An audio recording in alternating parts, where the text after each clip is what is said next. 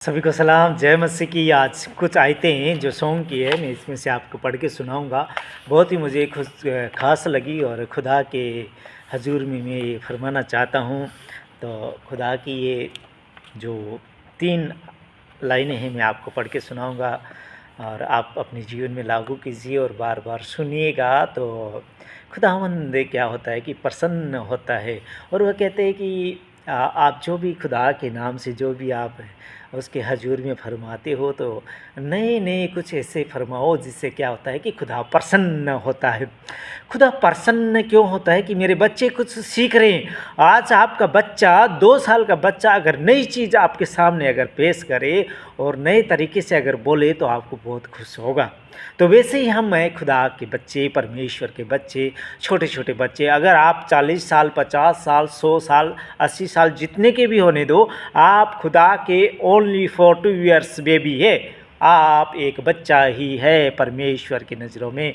आप बूढ़े नहीं हैं, आप सियाने नहीं हैं। वो कहते हैं कि तुम्हारी सोच में, मनुष्य जाति की सोच में और परमेश्वर की सोच में जितना जमीन और आसमान का अंतर है, उतना अंतर है परमेश्वर की सोच में और मानव जाति की सोच में। तो हमारी सोच कुछ नहीं है। हम बेकार में यहाँ पर अपनी आँखों को घमंड से चढ़ाकर हम घूमते हैं, जहाँ पर हमारा कोई स्थायी रेजिडेशन सर्टिफिकेट यहाँ का हमें नहीं मिला हुआ है। परमेश्वर का वचन कहता है कि जो तुम यात्रा कर रहे हो उसको यात्री जानकर यात्रा करो। यात्री जानकर कि हम यात्रा कर रहे हैं, यात्री जानकर यात्रा करो। तो हम यहाँ पर आंखें चढ़ाने के लिए और हम यहाँ पर अपना मोह माया कि हमारे पास रुपया है, बाप दादों की हमारे पास संपत्ति है, ऐसा करने के लिए हम यहाँ पर बिल्कुल नहीं आए हैं, हरगिज़ नहीं आए हैं। हमें परमेश्वर की बातें सीखनी चाहिए। और परमेश्वर कहता है कि मेरे बातों को, मेरे वचन को अपने हृदय रूपी पट्टियों के ऊपर में लिख लो, अपने हृदय रूपी पट्टियों के ऊपर में लिख लो। तो आज मैं आपके सामने ये आयत पेश करने जा रहा हूँ, तो आप सुनिए और इस पे मनन कीजिए। तो यहाँ पर ऐसा लिखा गया है, ये सॉन्ग है, एक गीत है, उसकी आयत मैं आपको गीत के द्वारा नहीं समझाता बल्कि एक वचन के जैसे समझाता हूँ। तो आप समझने की और सुनने की परमात्मा से कहिए कि मुझे सामर्थ्य दे। तो यहाँ पर ऐसा लिखा गया है, रब फरमाता वह दिन आता जब मेरे लोग होंगे खास खजाना। रब फरमाता वह दिन आता जब मेरे लोग होंगे खास खजाना। ताज सहाना अजीज ओ महबूब, ताज सहाना अजीज ओ महबूब, अपने यीशु में कामिल और जलाल में हो शामिल, अपने यीशु के कामिल और जलाल में हो शामिल। तब सितारों की मानिंद, सितारों की मानिंद तारे कैसे चमकते हैं, सितारों की मानिंद वे चमकेंगे, खूब खूब चमकेंगे। थोड़ा चमकने के लिए नहीं बोला है, मीडियम लाइट देंगे ऐसा नहीं बोला है, खूब चमकेंगे, तारों से भी खूब चमकेंगे, तारों की नाई हम चमकेंगे। आज तारे कितने दूर है, सितारे कितने दूर है, फिर भी धरती के लोग जो देखते हैं तो कितना अच्छा चमकता हुआ सितारा दिखाई देता है। तो वैसे ही उनके मानिंद, उनके जैसे ही हम भी चमकेंगे। दूसरी आयत ये कहती है, तब खरीदे बुर्गुज दे इकट्ठे तब होंगे, सब खरीदे बुर्गुज दे इकट्ठे तब होंगे। नूर पोशाक है गुरूर पाक है अजीज ओ महबूब, नूर पोशाक है गुरूर और पाक है अजीज ओ महबूब। छोटे लड़के जो रब को प्यार करते, छोटे लड़के जो रब को प्यार करते। है खजाना ताज सहाना अजीज ओ महबूब, है खजाना ताज सहाना अजीज ओ महबूब। तो खुदावंद आपसे बहुत बातें करते हैं, आप सुनिए खुदा की बातों को। तो हम इस संसार के कामों में बिल्कुल भी व्यस्त ना होए, क्योंकि हमारा खुदावंद ये नहीं चाहता कि तुम मुझे भूलकर और तुम संसार के कामों में व्यस्त हो जाओ। जो संसार हमें कुछ सालों का सुख दे सकता है, कुछ सालों के लिए कंफर्टेबल हमें महसूस करा सकता है, लेकिन युग युग तक वो हमें नहीं रख सकता अपने पास। एक केवल परमेश्वर ही है, वो अटल वादा करता है कि मैं तुम्हें युग युग तक रहने के लिए जगह दूंगा। प्रभु यीशु मसीह ने यही कह के गए हमसे कि मेरे बाप मैं जहाँ जाता हूँ तो आप लोगों के लिए जगह तैयार करने के लिए जा रहा हूँ। अगर जगह ना होती तो मैं आप लोगों से पहले कह देता कि भाई मेरे बाप के घर में जगह नहीं है, तुम अपने आप जगह तैयार करो। कैसे करनी है, कैसे नहीं करनी है, वो हमारे ऊपर छोड़ देता, लेकिन उसने हमारे साथ अटूट वादा किया है कि मेरे पिता के घर में बहुत सारी जगह है, बहुत सारी जगह है, और मैं तुम लोगों के लिए जगह तैयार करने के लिए जा रहा हूँ। मैं वापस आऊँगा। खुदावंद प्रभु यीशु मसीह ने हम लोगों से अटूट वादा करके गया हुआ है कि मैं वापस आऊँगा, मैं तुम लोगों के लिए जगह तैयार करने के लिए जा रहा हूँ, और मेरे बाप के घर में बहुत सारी जगह है। मैं वापस आऊँगा और तुम्हें मैं लेके जाऊँगा, तुम्हें मैं लेके जाऊँगा। पलक झपकते ही हम बदल जाएंगे, बंद कब्रें खुल जाएगी।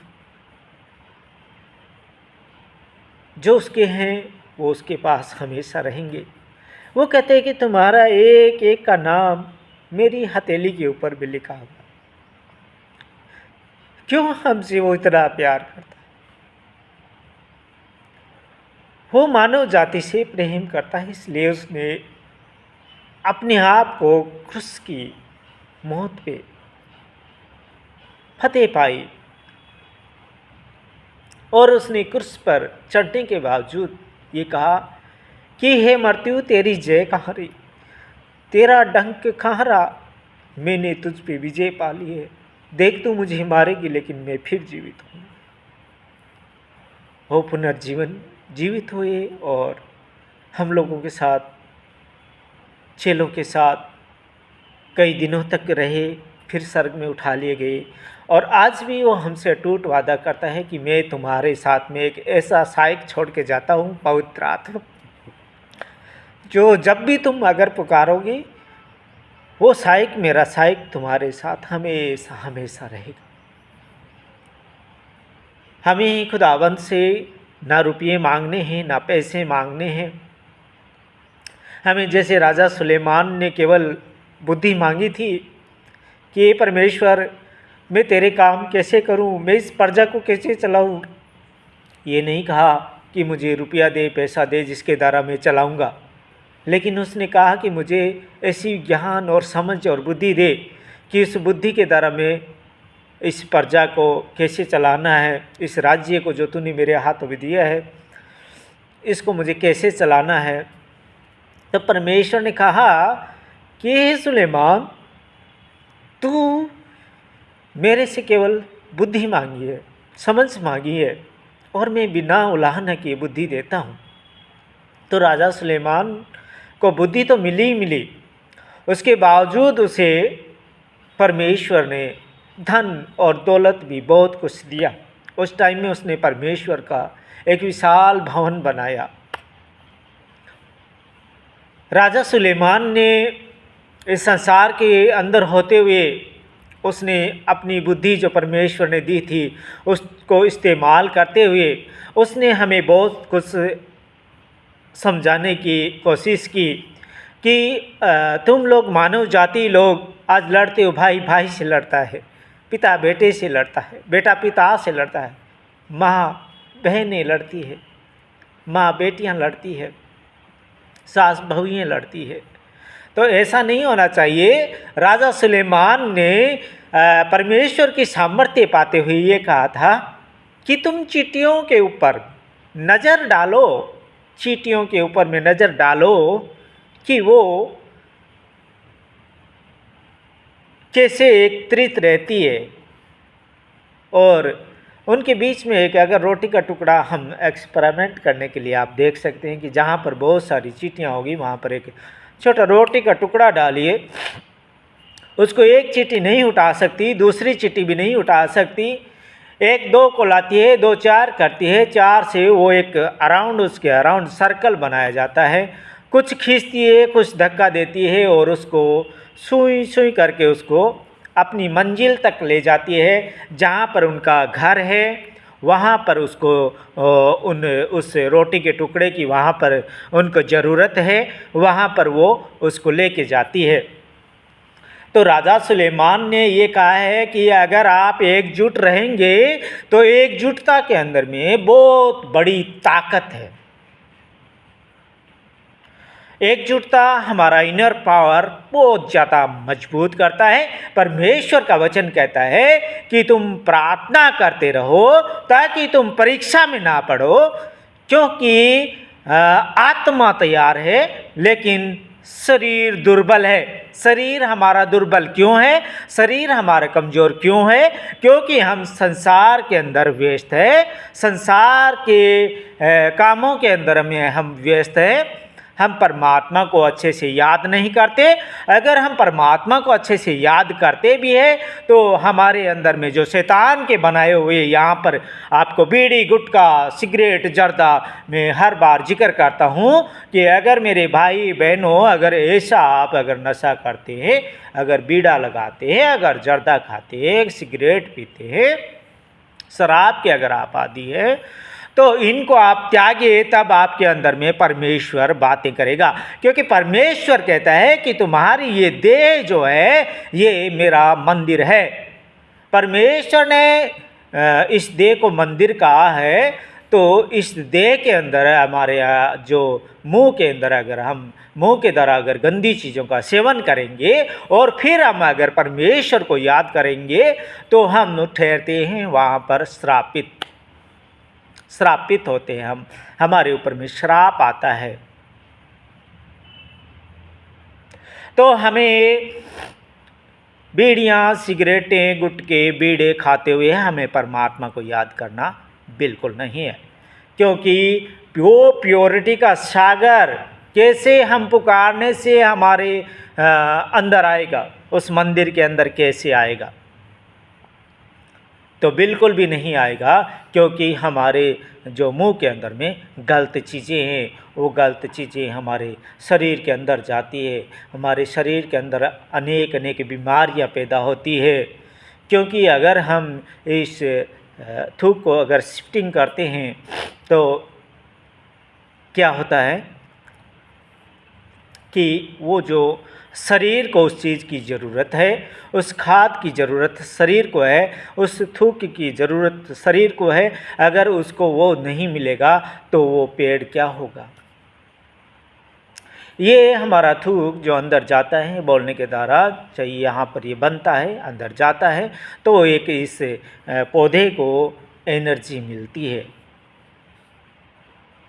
अगर उसको हम ज़मीन पे थूकते रहेंगे, गुटखा खा के थूकते रहेंगे, तो क्या होगा? धीरे धीरे धीरे धीरे वो यहाँ से ख़त्म हो जाएगा और आपका पेट दुखने लगेगा, इन्फेक्शन बन जाएगी, जख्म बन जाएंगे जो ठीक नहीं होगा। डॉक्टर जवाब दे देगा। बच्चे आपके जो आपने इनकम की, आपने हज़ारों रुपया आज पर डे कमा रहे हैं, कमा के वो पैसा आप बैंक में बैलेंस कर रहे हैं, और जब वो बच्चे का जो आपने बच्चा पैदा किया उसका जब भविष्य बनने वाला होगा, उसको जब उस पैसे की ज़रूरत होगी, तब आपको बीमारी लग जाती है और वो पैसा सारे आपकी बीमारी के ऊपर में लग जाता है। उस बच्चे का भविष्य नहीं बन पाता है।